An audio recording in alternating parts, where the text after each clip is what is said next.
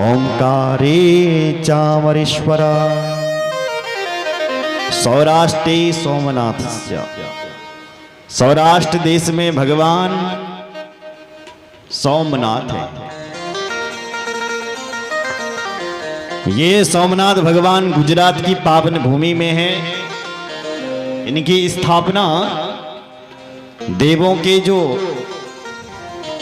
चंद्रमा है उन्होंने की है, क्योंकि चंद्रमा की कई पत्नियां थी, अश्विनी, भरणी, कृतिका, रोहिणी, ऐसी 27 पत्नी थी उनकी। रोहिणी से वो बहुत प्रेम करते थे। उनके पिता दक्ष ने बहुत समझाया, अन्य भी पत्नी से प्रेम करो, तो इसने मना कर दिया। दक्ष ने श्राप दे डाला कि जाओ तुमको क्षय रोग हो जाए। तो उनको क्षय रोग हो गया, ग्रसित हो गए, वो रोग से गलने लग गए महाराज। देवताओं ने उनको धुतकार दिया। बृहस्पति जैसे ऋषियों ने उनकी सहायता की। तब देववृंद उनके साथ में आए और धरती पर उन्होंने महादेव की स्थापना की। तब महादेव प्रसन्न हुए और फिर इस चंद्र का वो रोग दूर हो गया और वहां से भगवान वही सोमनाथ के सौराष्ट्र देश में सोमनाथ रूप में भगवान की पूजा होने लग गई। बोलो शंकर भगवान की जय हो। श्रीशैल मल्लिकार्जुनम। मल्लिका नाम पार्वती का है, अर्जुन नाम भगवान शंकर का स्वयं है। कथा उस समय की है जब कार्तिकेय जी का ब्याह नहीं हुआ। ये कथा हम आपको समय के अनुसार नहीं सुना पाए कि कैसे भगवान गणेश बाबा की विवाह हुआ। बोलो जय सिया राम। जय सिया राम। तो कार्तिकेय जी जब संसार में घूम रहे थे, क्योंकि उनके पिता ने कहा, जब वो दोनों भाई अपने में लड़ने लग गए कि पहले हमारा ब्याह करो, हमारा विवाह करो, गणेश जी ने और कार्तिकेय जी ने अपने माता पिता के लिए कहा, अहम चा परिणिष्यामि यहम चैव पुनः पुनः परस्परम चा नित्यमे विवादे तत्परा विभो। लिखा है दोनों भाइयों में विवाद होने लग गया। दोनों भाइयों ने कहा कि पहला मेरा ब्याह करो। गणेश ने कहा पहले मेरा ब्याह करो। कार्तिकेय ने कहा पहले मेरा। भोले बाबा के सामने संकट खड़ा हो गया, किसका ब्याह करें भाई। तो भोले बाबा ने एक प्रतियोगिता रखी। कौन सी? बोले प्रतियोगिता यह है कि तुम ये आकाश देख रहे हो। तो दोनों ने कहा हाँ देख रहे। बोले जो इस आकाश की पहली परिक्रमा करके आएगा उसका हम सबसे पहले विवाह ये करेंगे। दूसरी बात, जो इस पृथ्वी की सारे तीर्थों की परिक्रमा करके आएगा उसका ब्याह ही हम पहले करेंगे। ऐसे महादेव ने कहा, यश्चैव पृथ्वीं सर्वां क्रांत्वा पूर्वं मुपाव्रजेत् तस्यैव प्रथमं कार्यो विवाह शुभ लक्षण। उसका ही हम पहला ब्याह करेंगे जो पृथ्वी की परिक्रमा करके आएगा। जब ये कार्तिकेय जी ने सुना तो अपना मोर उड़ाया और चल पड़े। और यही बात जब गणेश जी ने सुनी तो वो किस पर उड़ते महाराज। उनका वाहन तो चूहा था। उन्होंने क्या किया, गंगा में स्नान किया। स्नान करते ही अपने माता पिता का स्नान करवाया और अपने माता पिता का ही पूजन किया। और उसके बाद लिखा है उन माता पिता की शिव और पार्वती की 7 परिक्रमा की और फिर उनके सामने खड़ा हो गया। तेनाथ पूजितौ तौ चा परक्रांतौ चा पुनः पुनः एवं चा कृतवान सप्ता प्राणामस्तु तथैव शा। अपने माता पिता का पूजन करके 7 परिक्रमा करके गणेश जी सामने हो गए और कहने लगे, पिताजी मैं तो परिक्रमा करके आ गया। माता पार्वती ने पूछा, कैसे तू तो गया ही नहीं कहीं? बोले, मैंने अपने माँ बाप का पूजन कर दिया तो मैंने सारी पृथ्वी की परिक्रमा कर दी। पित्रोश्च पूजनम कृत्वा परक्रांति च करोतिया तसेव पृथ्वीं जन्या फलम भवति निश्चितम। हे मां, मैंने सारे पुराणों को लिखा है, महाभारत जैसे पवित्र ग्रंथ को भी मैंने ही लिखा है और सारे शास्त्रों को मैं जानता हूं। और उन्हीं सारे शास्त्रों में मेरी मां लिखा हुआ है कि जो बालक अपने माता पिता का पूजन करता है, उनकी साथ परिक्रमा करता है और उस माता पिता के चरणों के जल को पीता है, उस बालक को सारे तीर्थों का पुण्य मिल जाता है। तो मैंने तो अपने माता पिता का पूजन कर लिया, उनकी परिक्रमा कर ली, क्या मुझे सारे तीर्थों का फल नहीं मिल गया? क्या मैंने सारे तीर्थों की परिक्रमा नहीं कर दी? और यदि आप ये कहते हैं कि तुझे परिक्रमा करने के लिए फिर भी जाना पड़ेगा, फिर भी तुझे तीर्थों की परिक्रमा करनी पड़ेगी, तो मेरी मां, मुझे ये लगता है कि ये शास्त्र झूठे हैं जिनमें ऐसा लिखा हुआ है। अगर आप नहीं मानते हैं तो, अगर आप ये चाहते हैं कि ये भी जाए, तो क्या शास्त्र झूठे हैं? भोलेनाथ ने विचार किया, शास्त्र तो झूठे नहीं हो सकते, ये तो सही कह रहा है। तो महाराज भोले बाबा ने प्रसन्न होकर के अपने बेटे का ब्याह तुरंत करा दिया। महाराज, इदं सनिहितं तीर्थम सुलभम धर्म साधनम पुत्रस्य स्त्रियश्चैव तीर्थम गेहे शुभो शुभम। तुरंत अपने पुत्र गणेश का ब्याह तुरंत करवा दिया। विश्व प्रजापति की एक बेटी थी जिसका नाम, 2 बेटी थी उनकी, जिसका नाम था रिद्धि और सिद्धि। उनका ब्याह गणेश जी के साथ करवा दिया। ताभ्याम चैव गणेशस्य गिरिजा शंकर प्रभु महोत्सवम विवाहम च कारयामासु तुरमुदा। बड़ी धूमधाम से गणेश जी का ब्याह शिव और पार्वती ने विश्वरूप की बेटी रिद्धि सिद्धि के साथ करवा दिया। ऐसे ब्याह हुआ, कुछ समय बीता कि गणेश जी के 2 पुत्र भी हो गए जिनका नाम शुभ और लाभ। सिद्धेर गणेश पत्न्यास्तु क्षेमा नामा सुतो भवत बुद्धिर्लाभ विदः पुत्रो यासीत परम सोवनः। सुंदर घर में 2 नाती भी हो गए, पार्वती जी के और शंकर जी के। 2 बहू और 2 नाती हो गए। बोले जय सिया राम। और पार्वती जी, बड़ी सुंदर बात है, पार्वती जी अपने नातियों को खिलाने लग गई गोदी में। और जो बड़ो बेटा कार्तिक, वो अभी भी घूमने लगी, वो आकाश को देख रहा है, ये आकाश कहां तक है, जरा घूमता देखता रह रहा है, घूम रहा है। तब से कहते हैं कई साल बीत गए,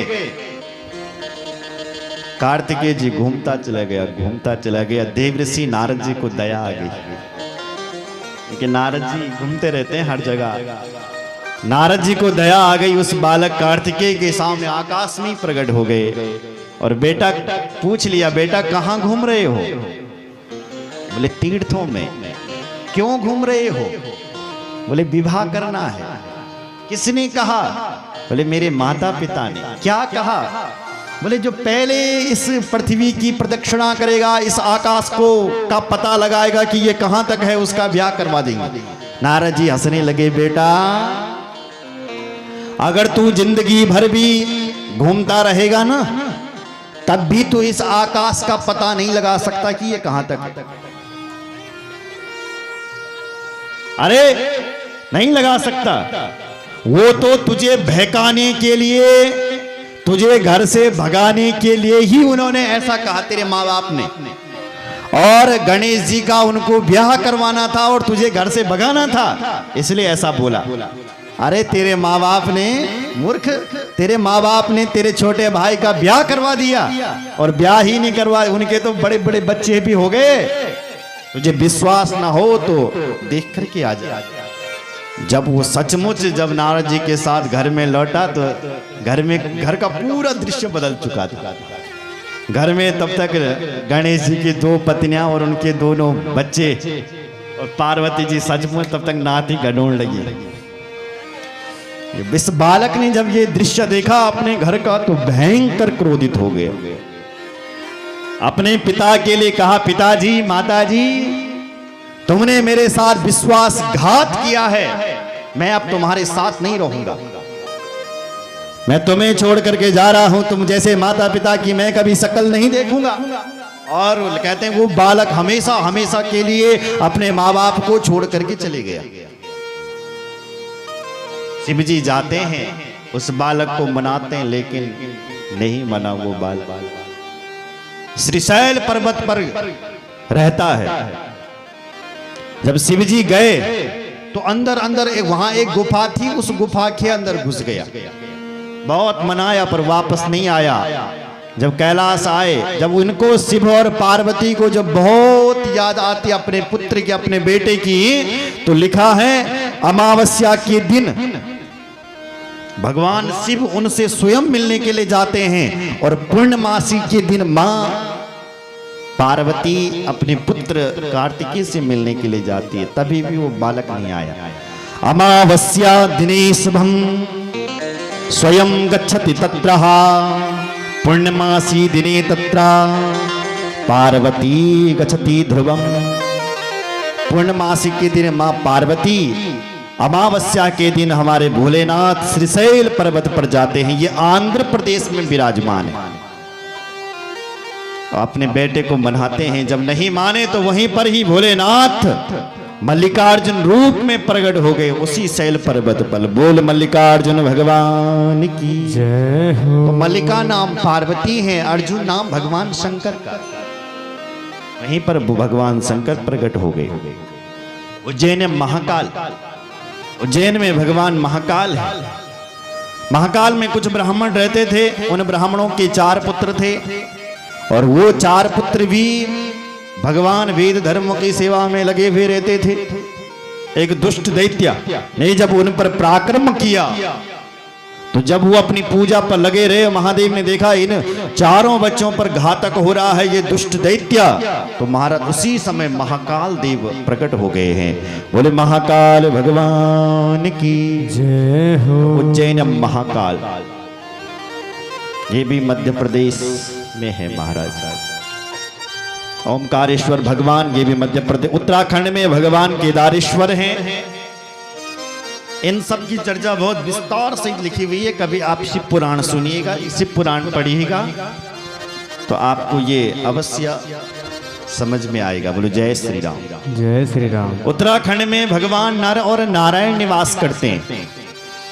नर और नारायण, उन्होंने जब यहां तप किया तो शिवजी का तप किया, तो पूजा किसकी की? बोले एक पिंडी की पूजा की, और वही पिंडी में ही से ही भगवान शंकर प्रकट हो गए। तो आज हम उसी पिंडी को ही केदारेश्वर महादेव के रूप में पूजते हैं, केदारनाथ के रूप में पूजते हैं, जिनकी स्थापना भगवान नर और नारायण ने की थी। बोल भक्त वत्सल भगवान की जय हो।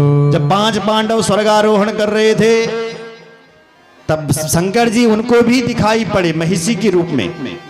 तो कहते हैं जब शंकर जी वहां से दिखे, तो थोड़ा थोड़ा दिखे, तो पांडव लोगों ने उनको पकड़ लिया, तो उनकी पूंछ को ही पकड़ पाए, सिर को नहीं। उन्होंने एक झटका मारा और सिर तो सीधे आगे चला गया, पूंछ वहीं पर रह गई। तो जो नेपाल की तरफ भागा वो सिर भोलेनाथ का, तो वहीं पर पशुपति नाथ देव प्रकट हो गए। बोलो पशुपति देव भगवान की जय। डाकिन्याम भीम संगरः, एक कुंभकर्ण का बेटा कर्कटी का पुत्र बड़ा ही दुष्ट पैदा हो गया।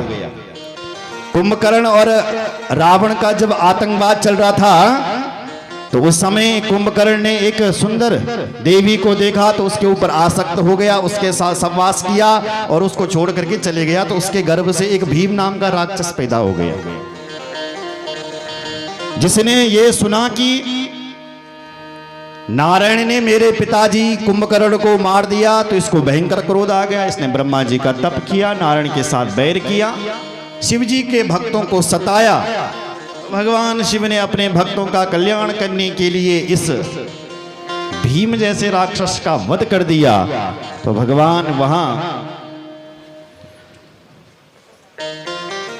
वहीं वो भगवान शंकर प्रकट हो गए हैं। बोलो शंकर भगवान की जय। डाकन्याम भीम शंकरे, ये महाराष्ट्र की भूमि पर है। बोलो जय श्री राम। जय श्री राम। काशी विश्वनाथ भगवान उत्तर प्रदेश में विराजमान है। काशी तो अभिमुक्त क्षेत्र है, यहां तो मरने पर ही मुक्ति मिलती है। ये काशी तो भगवान शिव जी के त्रिशूल पर टिकी हुई है। इस काशी का निर्माण भगवान शिव ने स्वयं किया है और काशी में मरने वाले व्यक्ति की मुक्ति हो जाती है, ये सुनिश्चित है। अच्छा हाँ, यदि कोई जिंदगी भर पाप करे तब काशी में चले जाए, बोले तब भी उसकी मुक्ति हो जाए। अच्छा, यदि काशी में जाकर के कोई पाप करे, बोले काशी में जाकर के पाप करेगा फिर उसको नरक मिलेगा। जो काशी में जाएगा फिर वहां पुण्य नहीं करेगा, यदि पाप करेगा लिखा है उसको नरक मिलेगा और फिर उसको काशी में ही जन्म मिल जाएगा और फिर वो भक्ति करेगा और फिर वो शिव धाम को प्राप्त हो जाएगा। बोले शंकर भगवान की जय हो। काशीनाथ गौमती त्र्यंबकेश्वर भगवान ये महाराष्ट्र में है। चिता भूमि में भगवान वेदनाथ हैं, ये झारखंड की भूमि पर हैं। दारुका वन में भगवान नागेश्वर हैं, ये भी गुजरात में है। सेतुबंद में भगवान रामेश्वर हैं, जिनकी स्थापना भगवान राम ने की है।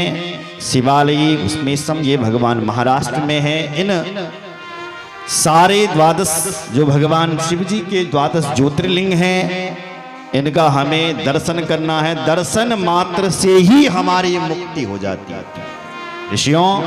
इसके साथ साथ ही भगवान शिव के अनेक लिंग, जहां जहां पर भगवान के ये द्वादश ज्योतिर्लिंग है, उसके साथ साथ 108 लिंग और हैं। इनका भी व्यक्ति को दर्शन करना चाहिए अपने जीवन में और फिर उसकी व्यक्ति की दर्शन करते ही मुक्ति हो जाती है। बोले शंकर भगवान की जय हो। एक बार अत्रेश्वर भगवान अत्रि जी अपने घर में शंकर जी की पूजा कर रहे थे। भगवान शंकर उसी लिंग से प्रकट हो गए और अत्रेश्वर महादेव के रूप में पूजने लग गए। बोले अत्रेश्वर महादेव की जय हो। ऐसे भगवान शिव जी के अनेक रूप हैं। ऋषियों, एक बिल्व पत्र चढ़ाने पर शंकर जी बहुत प्रसन्न होते हैं। अरे इन शिवलिंगों के ऊपर का यदि कोई प्रसाद भी पाता है तो भी उसकी मुक्ति हो जाती है। अब कुछ लोग कहते हैं कि शिव जी के ऊपर का प्रसाद नहीं पाना चाहिए। बोलो जय श्री राम। जय श्री राम। शिव जी के ऊपर का प्रसाद खाओगे तो पाप लगेगा, वो तुम्हें भोगना पड़ेगा। बोले कौन से शिवलिंग के ऊपर का प्रसाद नहीं पाना चाहिए? जो आप चलित शिवलिंग बनाते हैं, चलित चलता फिरता शिवलिंग। जैसे आपके गांव में शिवलिंग, ये शिव जी का मंदिर तो है नहीं, अब आप मिट्टी का शिवलिंग बना रहे हैं और उसकी पूजा कर रहे हैं। तो जो आप मिट्टी का शिवलिंग बना रहे हैं उसके ऊपर जो प्रसाद चढ़ता है उसमें चंड का अधिकार होता है, उस प्रसाद को नहीं पाना चाहिए। पर जो विधिवत पूर्वक जिस शिवलिंग की स्थापना हुई है पंडितों के द्वारा, ब्राह्मणों के द्वारा, जिस शिवलिंग में प्राण प्रतिष्ठा की गई है शिव जी के मंदिर में, ऐसे देवालय में, ऐसे शिवलिंग का प्रसाद तो भक्त को पाना ही पाना चाहिए। बोलो जय सिया राम। जय श्री पर जो राम। शिव पुराण में अनेक प्रकार के शिवलिंग लिखे गए, जैसे भात के शिवलिंग, मिट्टी के शिवलिंग, चावल के शिवलिंग, आटे के शिवलिंग, ये कई प्रकार के आप ये शिवलिंग बना सकते हैं चलते पर। तो उनके ऊपर जो प्रसाद चढ़ता है उसको नहीं खाना चाहिए, क्योंकि उसमें चंड का अधिकार होता है। बोले जय श्री राम। जय श्री राम। ऋषियों ने प्रश्न किया, सूत सूत महाभागा धन्यस्त्वं शैल सप्तमा चांडालिका समाख्याता तत्कथाम कथय प्रभु। हे भगवान, आप सुंदर कथा हमें सुना रहे हैं, हमारा जीवन धन्य हो रहा है, परम पावन पवित्र हो रहा है, पर आप ये बताइए कि शिवलिंग के ऊपर बिल्वपत्र चढ़ाने का क्या फायदा है? बोले यदि तुमने शिवलिंग के ऊपर बिल्वपत्र चढ़ा दिया तो हमारे 3 जन्म के पाप नष्ट हो जाते हैं, अर्थात हमारे त्रिविध तापों का नाश हो जाता है। 3 प्रकार के ताप होते हैं, आध्यात्मिक, आदिदैविक और आदि भौतिक। जो आध्यात्मिक ताप है ये 2 प्रकार का होता है, एक शारीरिक और एक मानसिक। शारीरिक ताप क्या है? शरीर में फोड़ा हो गया, फुंसी हो गया, मलेरिया हो गया, बुखार हो गया, ये शारीरिक ताप है। और मानसिक क्या है? कुछ लोग कहते हैं देखो भैया मैं शरीर से सुंदर हूं, एक गोली भी कभी नहीं खाता, मेरा शरीर सुंदर रहता है, पर क्या करें मुझे क्रोध बहुत आता है जरा। तो कुछ लोग इसी से ही परेशान रहते हैं। तो ये है मानसिक ताप। तो यदि आप भगवान के चरणों में बिल्वपत्र चढ़ाते हो तो शारीरिक और मानसिक ताप से व्यक्ति स्वस्थ हो जाता है, और इसी का नाम आध्यात्मिक ताप है। आदिदैविक मतलब जो अपने द्वारा नहीं देवताओं के द्वारा किया जाता है उसका नाम आदिदैविक ताप है। कैसे? जंतुमन खेतों पे, अपने खेतों पे बहुत मेहनत कर दी, सुंदर धान लगा दिया, सुंदर निलाई गुड़ाई कर दी अपने धान की, पर क्या करें काटने का जब समय हुआ ऐसे ओले पड़े आकाश से, सारी फसल चौपट। अब बताओ तुमने तो बहुत मेहनत की थी, दैव प्रदत्त है, देवताओं ने ऐसा कर दिया, इसमें आपका क्या दोष? तो ये दैविक ताप है जो देवताओं के क्या ये द्वारा किया जाता है। कहते हैं भगवान शंकर की जो पूजा अर्चना करता है उसके ऊपर जो ये दैविक ताप है ये नहीं बरसता है। इसलिए दुनिया वालों को चाहिए कि कभी ना कभी धर्म अनुष्ठान नित्य करते रहना चाहिए। बोलो जय श्री राम। जय श्री राम। और उसके बाद है आध्यात्मिक, आदिदैविक और आदि भौतिक। भौतिक ताप यानी जो भय से ताप उत्पन्न होता है उसका नाम है भौतिक। भय से क्या उत्पन्न होता है? जनो पता चली कि हमारे क्षेत्र में बाघ लगी भैया, गांव अंशी की भय नहीं निकल, पता चलना कि बाघ लगी। अब भय किसका हो रहा है? बाघ का भय हो रहा है। या घर में सांप घुस गया, अब कमरे में जाने में बड़ा डर लग रहा है, अब भय किसका हो रहा है? सांप का। तो जो भय से ताप उत्पन्न होते हैं, अगर महादेव का कोई सहारा लेता है तो भय से भी वह व्यक्ति मुक्त हो जाता है। तो बिल्वपत्र चढ़ाने से भी ये तीनों ताप हमारे शांत हो जाते हैं। बोले एक ब्राह्मण की पुत्री थी जिसका नाम था सोमिनी, और यही सोमिनी जब इसको दूसरा जन्म मिला तो ये चांडाली बनी। कैसे महाराज? बोले चांडाली सा पूर्व भवे भवद ब्राह्मण कन्यका सोमनी नाम चंद्रस्या सर्वलक्षण संयुतः। पूर्व जन्म में ये ब्राह्मण की बेटी थी, इसका नाम था सोमिनी। एक ब्राह्मण से इसका ब्याह हुआ, जैसी ब्याह हुआ ऐसी इसका पति की मौत हो गई, पति मरी। पति की मौत हुई तो ये स्वतंत्रता से विचरण करने लग गई, और इसका संबंध एक ब्याद से हो गया, भील से हो गया संबंध। तो वो भील क्या करता था कि मतलब शिकार करता था, बकरे हिरण इनको मारने का ही उसका काम था। बोलो जय श्री राम।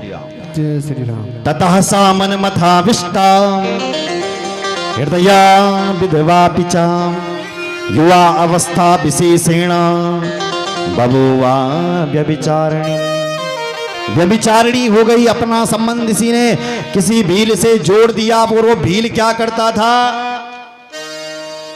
नित्य बकरों को मार करके लाता था, या जंगल में जाता था हिरण आदि पशुओं को मार करके लाता था, या मारता भी नहीं था, किन्हीं को तो पकड़ करके ही अपने घर में घुसा देता था। इसका काम ही था मांस खाना। तो जब इसकी ब्राह्मण की कोई पत्नी मिल गई इसको, इसने उसको अपनी पत्नी बना दिया और उसको भी मांस खिलाने लग गया। अब एक दिन क्या हुआ, किसका पति तो घर में नहीं था, 2-3 हो गए कहीं बाहर था। अब इसको भूख लगी, मांस खाने की इच्छा हुई इसको, तो ये अपने कमरे में घुसी।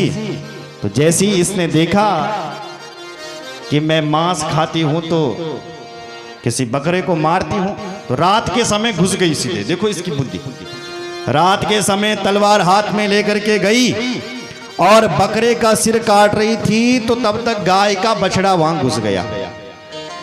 तो इसने गाय के बछड़े का ही सिर काट दिया। ब्रह्म हत्या लग गई इसको। जब ध्यान से देखा, ओहो मुझसे कितनी बड़ी गलती हो गई महाराज कि मैंने गाय के बछड़े को मार दिया। समय बीता, कुछ समय बाद इसकी मौत हो गई। अगला जब इसको जन्म मिला तो अगले जन्म में विचित्र दृष्टि से इसका जन्म मिला। चांडाल के घर पर यह पैदा हुई, सुन रहे हो, चांडाल के घर पर। कैसी पैदा हुई, लिखा है, जन्मांध साथ बालूपी विधवस्ता पितृमातृका रूढ़ा कीन चित दुष्टा महाकुष्टा रुजार्दिता।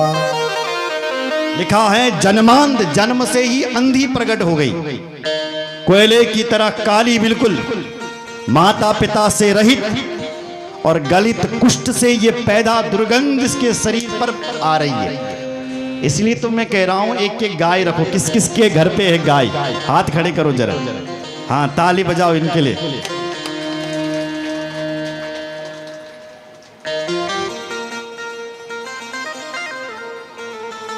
आज भी गाय रो रही है ऐसे। बोलो जय श्री राम। जय श्री राम। गाय का अपमान करने पर ये दंड मिलता है जो आप देख रहे हैं। बोलो जय श्री राम। जय श्री राम। अपने घर पर एक एक गाय रखो। गाय माता बड़ी पूजनीय है। और मैं पहले भी आपको बता रहा था, किसी भी देवता का मल मूत्र तक पवित्र नहीं है, तो आप बताओ। लेकिन हम लोग जब शुभ काम करते हैं, जब यज्ञ करते हैं, यज्ञ में जब हम हवन करते हैं, तो कुसकंडिका में लिखा गया है जो हवन कुंड है उसको गाय के गोबर से लेपना चाहिए, तब उस पर हवन करना चाहिए। अगर गाय के गोबर से हवन कुंड लेपा नहीं है, ब्रह्मा का स्थान नहीं रखा हुआ है, तो आपका हवन करना बेकार है, व्यर्थ है बिल्कुल। पर हम लोग नहीं समझ ये चीज। अच्छा समझते तो हैं पर करते नहीं। जानते तो सब हैं कि गाय का गोबर भी पवित्र है, कई को गोबर से पवित्र चौके को बिल्कुल एक गाय है। किसी देवता का मल पवित्र नहीं, लेकिन धन्य है गाय। बोलो जय श्री राम। जय श्री राम।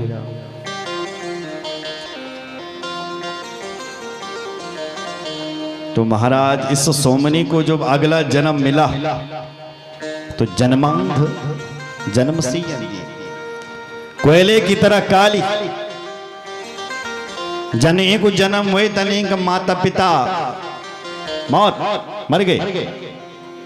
लोगों ने जैसे तैसे इसको रखा, गलित कुष्ठ इसके ऊपर पैदा हो गया और दुर्गंध इसके शरीर से आ रही है। लोगों ने कहा जब थोड़ी बड़ी हुई कि इसको गांव से निकालो निकालो निकालो, तो महाराज गांव से ही निकाल दिया। क्या करेगी? तो मैं कहता हूं जब सारे लोग जब उसको त्याग देते हैं तो तैन भगवान की याद होता। भगवान की याद हमें तब आती है जब हम अकेले हो जाते हैं बिल्कुल। लेकिन धन्य है वो भगवान, धन्य है वो लोग जिनके पास सब कुछ होते हुए भी आप भगवान के लिए बैठे हैं। ताली बजाओ आपके लिए। भगवान आप पर अपनी दया दृष्टि हमेशा बनाए रखे।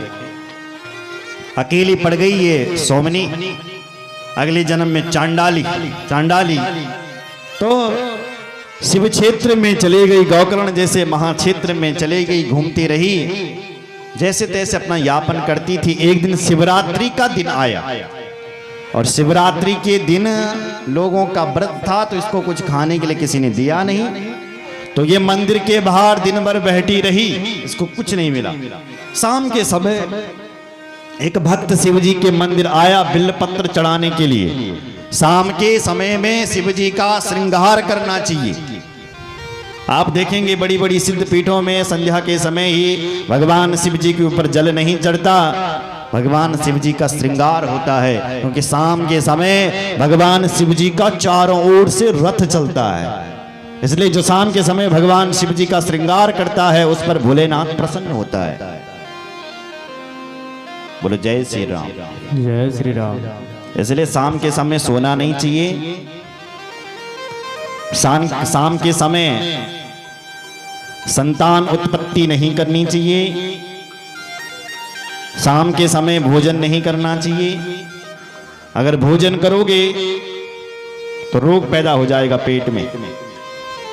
शाम के समय जब सोओगे तो हमारी आयु कम हो जाएगी। बोलो जय श्री राम।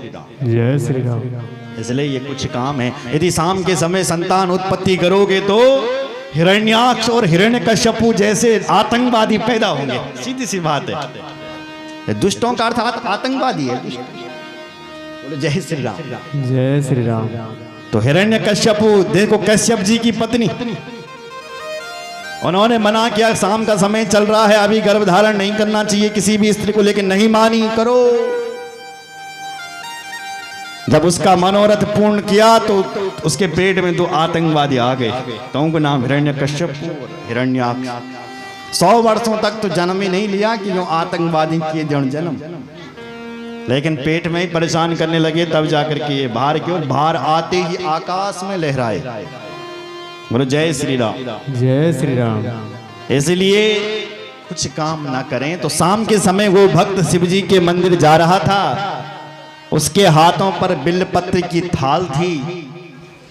अचानक जब साय के समय शिव जी के मंदिर में बिल्वपत्र और शिव जी के मंदिर में फूल चढ़ाने भगवान शिव जी का श्रृंगार करने के लिए जा रहा था, अचानक हवा का झोंका आ गया और कुछ बिल्वपत्र उड़ गए तो उस चांडाली के कटोरे में जाकर के पड़ गया। चांडाली ने देखा, देखो देखो देखो, आज खाने के लिए कुछ भी नहीं मिला और मिला तो एक पत्ता। तो उसने वो पत्ता यूं उठाया और यूं फेंक दिया पीछे की ओर। यूं वो पत्ता उड़ करके ही शिवलिंग के ऊपर पड़ गया। कहते हैं कुछ दिनों बाद उसकी मौत हो गई, पर जीवन में इसने चंडाली के भेष में ही आकर के धोखे में भी इसने शिव जी के ऊपर एक बिल्वपत्र चढ़ा दिया। उसी से ही उस चांडाली की मुक्ति हो गई। बोले शंकर भगवान की जय हो। इसलिए श्रद्धा से चढ़ाए तो महादेव तो उसको अपना भवन भी दे देता है। ये तो इतने प्यारे देव हैं कि इनके आगे तो हाथ फैलाने की जरूरत नहीं है। एक बार तुम हर हर महादेव बोलो तो ये दे देता है। उस चांडाली को भी इन्होंने मुक्ति प्रदान कर दी है। बोलो जय श्री राम। जय श्री राम। इनकी तो कोई थोड़ी सी भी तपस्या करे ना, थोड़ी सी, तो महादेव उसके ऊपर रीझ जाते हैं सीधे। बोले जय श्री राम। जय श्री राम। एक बहुत बड़ा असुर था, उसने जब महादेव की तपस्या की तो महादेव प्रसन्न। महादेव ने कहा मांग तुझे क्या चाहिए? तो उसने कहा बोले महादेव मुझे ऐसा वरदान दो कि मैं जिसके भी सिर पर हाथ रखूं वही भस्म हो जाए। तो उसी का नाम भस्मासुर पड़ गया। महादेव ने कहा तथास्तु। उसने जब कैलाश में जब शिव जी के बगल में जब पार्वती को देखा तो उसी को देख करके दीवाना हो गया। वाह रे ये तो बहुत सुंदर है, ये शिव जी की नहीं मेरी होनी चाहिए। तो शिव जी के पीछे चल पड़ा। बोले शिव जी को ही भस्म करूंगा। शिव जी परेशान हो गया, नारायण के लिए हाथ जोड़े। भगवान वामन प्रकट हो गए। वामन भगवान ने कहा अरे भाई ब्राह्मण कहाँ ये? अरे भाई भस्मासुर कहाँ भाग रहा है? बोले शिव जी को भस्म करने के लिए। बोले क्यों? बोले शिव जी की पत्नी पसंद आ गई, इसलिए चाह रहा हूं कि शिव जी को भस्म कर दूं और इसकी पत्नी के साथ स्वयं बैठ जाऊं। ओहो तुम तो महान हो भैया, पर तुम्हें पता नहीं है क्या? बोले ये जो भोलेनाथ है ना, ये भांग पिया हुआ रहता है हर समय, और इसके मुंह से जो निकलता है सब झूठ निकलता है। क्यों? बोले मुझे भी इस शिव जी ने ऐसे ही वरदान दिया है कि तू जिसके सिर पर हाथ रखेगा वही भस्म हो जाएगा। और नित्य मैं अपने सिर पर हाथ रखता हूं, मैं भस्म होता ही नहीं हूं। भस्मासुर ने कहा क्यों मुझे पागल बना रहे भाई, मुझे भस्म करने की सोच रहा है क्या? बोले देख भैया, मेरे को तो झूठा वरदान मिला और देख मैं तेरे सामने ही हाथ रख रहा हूं, कुछ नहीं हो रहा। एक काम कर, तू पहले थोड़ा सा ट्राई कर ले, पहले थोड़ा सा हाथ रख, यदि थोड़ा गरम गरम लगा ना तो हाथ हटा देना, सोचना कि शायद भस्म होते हैं, और यदि गरम नहीं लगेगा तो भस्म नहीं होंगे। आ गया बातों में क्या था। भस्मासुर ने थोड़ा हाथ रखा, नारायण भगवान का गरम लग रहा है, बोले बिल्कुल नहीं, बोले थोड़ा और नीचे रख, गरम लग रहा है, बोले नहीं, बोले पूरा रख ले, कुछ नहीं होता। उसने जम से रख दिया और भस्मासुर भस्म हो गया। बोले भक्त वत्सल भगवान की जय हो। तो ये कहने का तात्पर्य है कि भोले बाबा अपने आप फंस जाते। इनके घर में तो कोई भी भोले बाबा फिर कुछ नहीं सोचते हैं। अगर सांप बिच्छू भी कहे कि हम तुम्हारे साथ रहते हैं, तो भोले बाबा ने कह दिया कि रहो, तो वो सांप बिच्छू भी भोले बाबा के गले में जाकर के सोते हैं। बताओ, जिनको कोई पसंद तक नहीं करता, रे देखे भी ना तो उसी समय मार देता है। कोई सांप बिच्छू आ जाए तुम्हारा गाड़ी ना, तुम उसका क्या करोगे? पालोगे उसको? बिल्कुल नहीं, देखते ही मार देंगे और भगदड़ मच जाएगी यहाँ। लेकिन धन्य है ये बाबा, जोनी लोग मारदा दिखते ही परेशान, बाबा तो ने पड़ गलूंदा जुनून लगी। ऐसा महादेव कहाँ मिलेगा? बोलो जय श्री राम। जय श्री राम।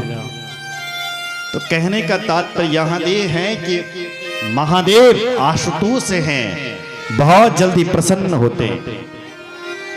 तो महादेव के ऐसे कई लिंग हैं जिनकी पूजा करने मात्र से मुक्ति होती है। आइए, समय बहुत कम है, कथा को पूर्णता की ओर ले चलते हैं। बोले शंकर भगवान की जय हो। रामचंद्र भगवान की जय हो। हर हर महादेव। नेपाली क्षेत्र में भगवान पशुपतिनाथ हैं, इन्हीं नेपाली क्षेत्र में भगवान मुक्तिनाथ हैं, पाताल में भगवान हाटकेश्वर हैं, समुद्र में भगवान अंधकेश्वर हैं। ये कई ईश्वर हैं, जहां भक्त पैदा हुए वहां इनके ईश्वर प्रकट हो गए। राक्षस हो, मनुष्य हो, देव हो, कैसा भी हो, यक्ष हो, गंधर्व हो, किन्नर हो, कोई भी हो, जिसने महादेव की पूजा की है, इस पूरी धरती पर, इन पूरे लोकों में, समस्त जगत पर साक्षात महादेव की पूजा होती है। बोले शंकर भगवान की जय हो। ऐसी कोई जगह नहीं है जहां पर महादेव नहीं पूजे जाते, ऐसा कोई स्थान नहीं है जहां पर महादेव नहीं रहता। इसलिए यत्र तत्र सर्वत्र महादेव की पूजा करनी चाहिए। गुरु का निरूपण किया गया है शिव महापुराण में, जिसका कोई गुरु नहीं है वो महादेव को अपना गुरु बनाए। महादेव से बड़ा कौन गुरु हो सकता है? इसलिए जिसका कोई गुरु अभी तक नहीं बनाया हो, वो महादेव को अपना गुरु बनाए, उसकी मुक्ति हो जाएगी। नहीं तो किसी साधु संत वैष्णव महापुरुष को अपना गुरु बनाए और अपने मुक्ति के दरवाजों को खोल देना चाहिए। साधुओं के धर्मों का निरूपण किया गया। साधु कैसा होना चाहिए, साधु को कैसे से रहना चाहिए, तो साधु के लिए कहा गया है शौचम स्नानम तथा भिक्षाम नित्यम एकांत सेवनम भिक्षुश्चत्वारि कर्माणि पंचमम नैव विद्यते। साधु को हो सके तो 4 बजे उठना चाहिए और नित्य स्नान करना चाहिए, सोच विचार के साथ रहना चाहिए, संग्रह बिल्कुल नहीं करना चाहिए, जितना हो सके भिक्षा याटन करना चाहिए और जितना हो सके एकांत में रहना चाहिए। बोलो जय श्री राम। जय श्री राम। ये साधुओं के कुछ नियम है और साधुओं को कुछ चीज बिल्कुल नहीं खानी चाहिए। कौन कौन सी महाराज? तो लिखा है तांबूलम तेजसम पात्रम रेतामेकम सितांबरम दिवस्वापूहिनक्तानम यतीनाम षड्वर्जिता। तांबूलम, तंबाकू नहीं खाना चाहिए। तांबूल पान को भी कहते हैं, पान भी नहीं खाना चाहिए। जय श्री राम। जय श्री राम। दुर्व्यसनों का विशेष त्याग करना चाहिए, ब्रह्मचर्य व्रत का पालन करना चाहिए। अगर हो सके तो साधु को दिन में सोना नहीं चाहिए। रात्रि भगवान ने सोने के लिए बनाई है, रात्रि में सो विश्राम करो, दिन में सोना नहीं चाहिए। हो सके तो महात्मा को रात्रि में खाना नहीं खाना चाहिए। हमारे जो पुराने महात्मा होते थे, जब तक सूर्य भगवान आकाश में है तब तक भोजन कर लिया, यदि सूर्य अस्त हो गया फिर उनका भोजन बंद। इसलिए रात्रि के समय महात्माओं को चाहिए कि खाना नहीं खाना चाहिए, लेकिन मैं कहता हूं खाना चाहिए। बोलो जय श्री राम। जय श्री आजकल राम। भूखा कौन रह सकता? हो सकता है ये कथा सतयुग में ऐसा कहा गया होगा, द्वापर में कहा गया। उस समय तो लोग जब तक चमड़ी है तब तक जीवित रहते थे। आजकल तो कलयुग है, अन्न मात्र का जीवन है। भोजन नहीं करोगे तो तुम 1.5 हड्डी के हो जाओगे, मर जाओगे। तो महात्मा को चाहिए कि जितना उसकी आवश्यकता है खूब भोजन करें और फिर प्रेम से भगवान का भजन करना चाहिए। बोलो जय सिया राम। और जो महात्मा यदि हर हर महादेव हो जाए, राम राम सत्य हो जाए महात्मा को, तो महात्मा को अग्नि में नहीं जलाना चाहिए। क्यों? बोले इसका कोई 12वीं 13वीं करने वाला नहीं है। अग्नि में उसे ही जलाया जाता है जिसका कोई 12वीं 13वीं करने वाला हो। इसने तो सबसे पहले ही अपने आप को अग्नि में जला लिया। इसने तो सब राते नाते रिश्ते सब अग्नि में जला। इसने तो अग्नि वस्त्र धारण कर लिए। अब तो इसका कोई नहीं है, इसलिए इसको भू समाधि दें या जल समाधि दें। बोलो जय श्री राम। जय श्री राम। ये महात्माओं के कुछ लक्षण हैं। आइए इससे पुराण को विराम देते हैं। बोलो शंकर भगवान की जय हो। भक्त वत्सल भगवान जय हो। सूत जी महाराज कहते हैं एतच्छिव पुराणम ही समाप्तम हितकामादरात् पठितव्यम प्रयत्नेन श्रोतव्यम च तथैव हि।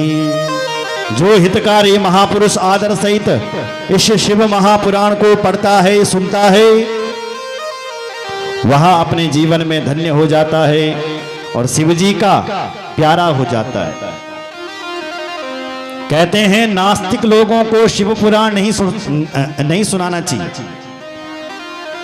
जो हमारे शिव जी से द्वेष रखते हैं, द्वेष की भावना रखते हैं,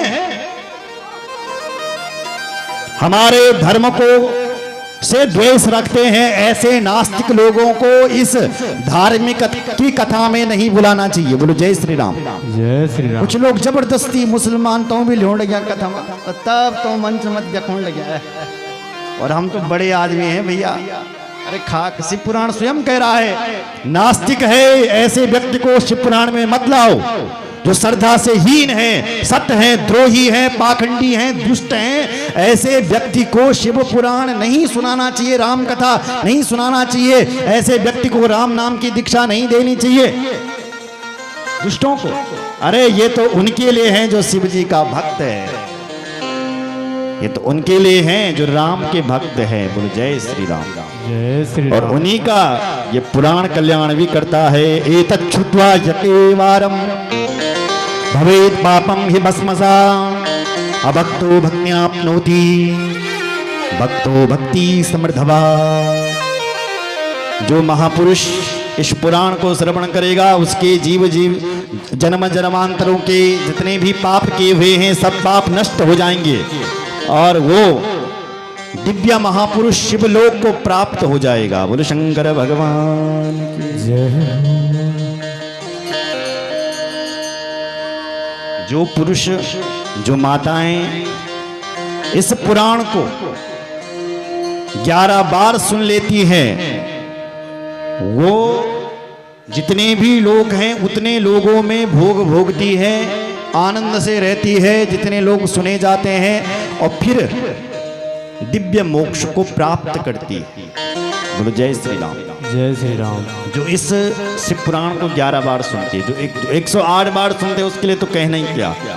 नहीं तो व्यक्ति को अपने जीवन में यह शिव पुराण अवश्य 1 बार 10 बार 15 बार अवश्य सुनना चाहिए, ताकि हमारे भोलेनाथ हम पर प्रसन्न रहे। बोलो शंकर भगवान की जय हो, रामचंद्र भगवान की जय हो, हर हर महादेव। आइए एक श्लोक हम सब मिलकर के गाएंगे। एक पहले मैं बोलूंगा, फिर आप बोलेंगे मेरे साथ। बोलो जय सिया राम। जय श्री राम। एतद् शिव पुराणस्य एतद् पुराणस्य एतत् शिव पुराणस्य एतद् शिवपुराणस्य वक्तो श्रोतुश्च सर्वदा वक्तो स्रोतश्च एव सगणा सुसुता शाम्ब सगुणा सुसुताम्बव संकरोति सशंकरा संकरोति सशंकर संकरोति सशंकरा। संकरोति सशंकर। ये शिव पुराण कह रहा है, जो व्यक्ति इस शिव महापुराण को सुनता है, कौन?